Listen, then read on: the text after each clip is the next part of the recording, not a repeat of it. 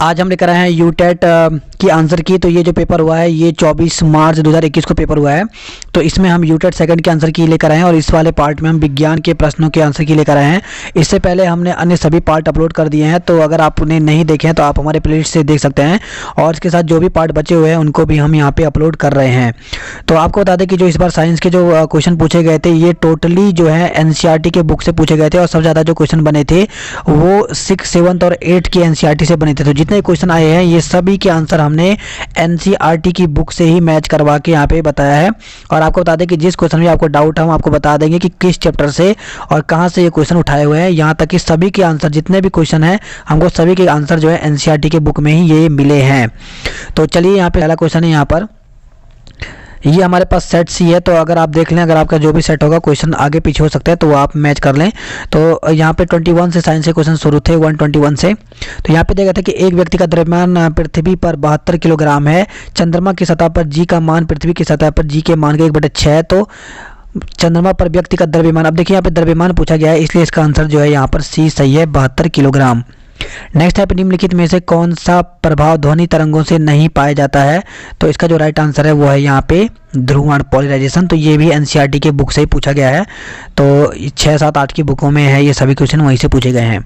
Next यहाँ पे, यदि किसी द्रव का दाब बढ़ता है तो उसका क्वथनांक, तो उसका क्वथनांक जो है पहले घटता है और फिर बढ़ता है। तो सी ऑप्शन यहाँ पर सही दिया गया है। नेक्स्ट यहाँ पे, उच्च भेदन क्षमता का विकिरण है। तो इसका राइट आंसर यहाँ पर डी सही दिया गया है, गामा किरणें। नेक्स्ट क्वेश्चन था यहाँ पे, पूर्ण आंतरिक परावर्तन संभव है जब प्रकाश चलता है तो कांच, जल से कांच में, वाटर टू ग्लास। तो यहाँ पर सी ऑप्शन सही दिया गया है। नेक्स्ट क्वेश्चन है पे, निम्नलिखित में से कौन सा जीव केवल परपोषी कोशिका के भीतर जनन करता है। तो इसका राइट आंसर यहाँ पर बी सही है। तो आपको बता दें कि ये जो क्वेश्चन पूछा गया है ये आपके पास एनसीईआरटी साइंस की जो बुक होगी उसमें सेकंड चैप्टर दिया गया है माइक्रो ऑर्गेनिज्म, वहाँ से ये क्वेश्चन पूछा गया है। तो यहाँ पे बी ऑप्शन सही दिया गया है। नेक्स्ट क्वेश्चन है यहाँ पे, ऐसा मानव रोग जो विषाणु के कारण उत्पन्न होता है। तो इसका राइट आंसर है यहाँ पे इन्फ्लुएंजा। तो बी ऑप्शन सही दिया गया है। नेक्स्ट क्वेश्चन है यहाँ पे, वह रोग जो एक प्रोटोजोआ प्राणी द्वारा उत्पन्न होता है और कीट द्वारा फैलता है तो वह है मलेरिया। तो बी ऑप्शन सही दिया गया है। नेक्स्ट क्वेश्चन है यहाँ पे, एक विद्यार्थी ने सूक्ष्मदर्शी की सहायता से एक ऐसे कोशिका को देखा जिसमें स्पष्ट कोशिका भित्ति तो थी किंतु स्पष्ट केंद्रक नहीं था। तो वो कौन सी कोशिका थी। तो वह है जीवाणु कोशिका यानी बैक्टीरिया सेल है। BHC और मेलाथियान है। तो ये क्या है। तो ये एक कीटनाशक है। तो बी ऑप्शन यहाँ पर सही दिया गया है। नेक्स्ट क्वेश्चन यहाँ पे, रेडिएशन प्रदूषण का एक उदाहरण है। तो इसका राइट आंसर यहाँ पर दिया गया सी, आयोडीन 131। नेक्स्ट यहाँ पे, कोयले का शुद्धतम रूप है। तो ये है एंथ्रासाइड। तो सी ऑप्शन सही दिया गया है।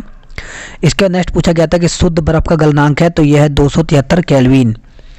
एक जीवित निकाय द्वारा उत्पन्न प्रकाश को कहते हैं तो इसको जीवदीप्त कहते हैं। तो बी ऑप्शन सही दिया गया है। नेक्स्ट क्वेश्चन है यहाँ पर, एक अधातु जो उष्मा एवं विद्युत का अच्छा सुचालक है तो वह है ग्रेफाइट। तो सी ऑप्शन सही दिया गया है।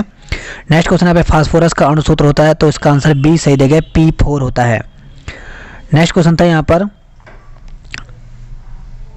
नेक्स्ट है यहाँ पे, ड्यूटेरियम मिश्र धातु में एल्युमिनियम इस कारण से मिलाया जाता है। तो इसलिए मिलाया जाता है क्योंकि Al हल्कापन लाता है। तो ये भी एनसीईआरटी की ही बुक से पूछा गया है।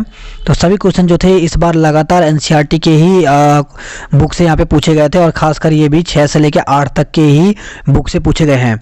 नेक्स्ट यहाँ पे, निम्नलिखित में से कौन सा सही सुसीमित है। तो इसका राइट आंसर यहाँ पर बी वाला सही है, यानी खट्टा दूध में लैक्टिक एसिड होता है, अंगूर में टार्टिक एसिड होता है और सिरका में एसिटिक एसिड होता है, लेकिन मधुमक्खी के डंक में मैलिक एसिड नहीं होता है, इसमें फॉर्मिक एसिड होता है। तो इस वजह से ये वाला ऑप्शन गलत था और ये 3 यहाँ पर सही थे। तो इसलिए बी ऑप्शन यहाँ पर सही दिया गया है। नेक्स्ट यहाँ पे, निम्नलिखित में से कौन सा कथन सही है।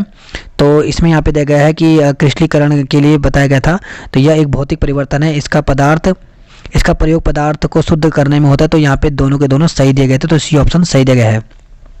नेक्स्ट क्वेश्चन यहाँ पे, निम्नलिखित कथनों में से कौन सा विलयन के बारे में सही है। तो विलयन के बारे में यहाँ पे दिया गया था कि विलयन 2 या 2 से अधिक पदार्थों का विषमांगी मिश्रण है, जबकि ये गलत था क्योंकि सममांगी मिश्रण होता है। इसलिए केवल सेकंड वाला ऑप्शन सही है कि यह ठोस द्रव गैस अवस्था में हो सकता है।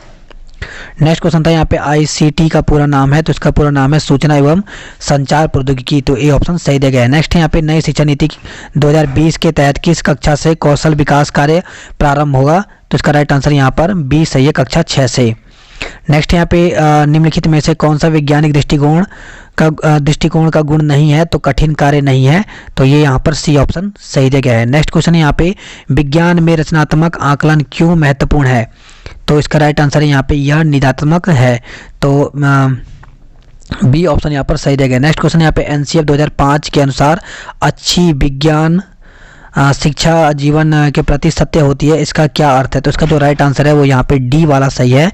विज्ञान बालक को कार्य की दुनिया में प्रवेश हेतु तैयार करें।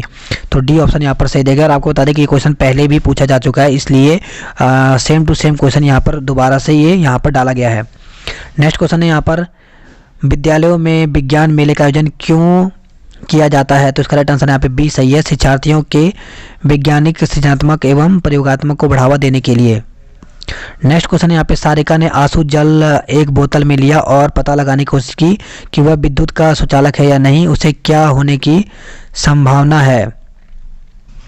तो इसका राइट आंसर जो है वो यहाँ पर सी सही दिया गया है, यह विद्युत का हीन चालक है। और आपको बता दें कि ये एनसीईआरटी बुक क्लास 8 से हूबहू यही क्वेश्चन उठा लिया गया था। और 2000 सीटेट के अगर आपका 2018 का पेपर है तो वहाँ पर भी ये क्वेश्चन जो है ये पूछा गया है।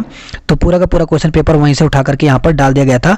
तो ये आपको बता दें 2018 में सीटेट में, और अभी जो है साइंस की क्लास 8 की बुक है उसमें ये क्वेश्चन इसी प्रकार से है। तो ये यहाँ पर पूरा का पूरा क्वेश्चन वहीं से उठा करके डाला गया है। नेक्स्ट यहाँ पे 1 नैनोमीटर का मान होता है। तो 1 नैनोमीटर का मान यहाँ पे 10 की घात -3 माइक्रोन होता है। अगर माइक्रो की बात करें तो तब 10 की घात -9 होता। नेक्स्ट क्वेश्चन है यहाँ पर जब तरंग एक माध्यम से दूसरे माध्यम में जाती है तब परिवर्तन होता है। तो इसका राइट आंसर यहाँ पे सी सही देगा, फर्स्ट, सेकंड और फोर्थ। और लास्ट क्वेश्चन था यहाँ पे m द्रव्यमान के कण का संवेग p है, इसकी गतिज ऊर्जा होती है। तो इसकी गतिज ऊर्जा यहाँ पर d सही दिया गया है, p²/2m। तो इस प्रकार से हमने यहाँ पर इसके आंसर की बताया। इसके साथ ही हम यहाँ पे सभी पार्ट के आंसर की डाल रहे हैं, तो सभी आपको प्लेलिस्ट में मिल जाएंगी।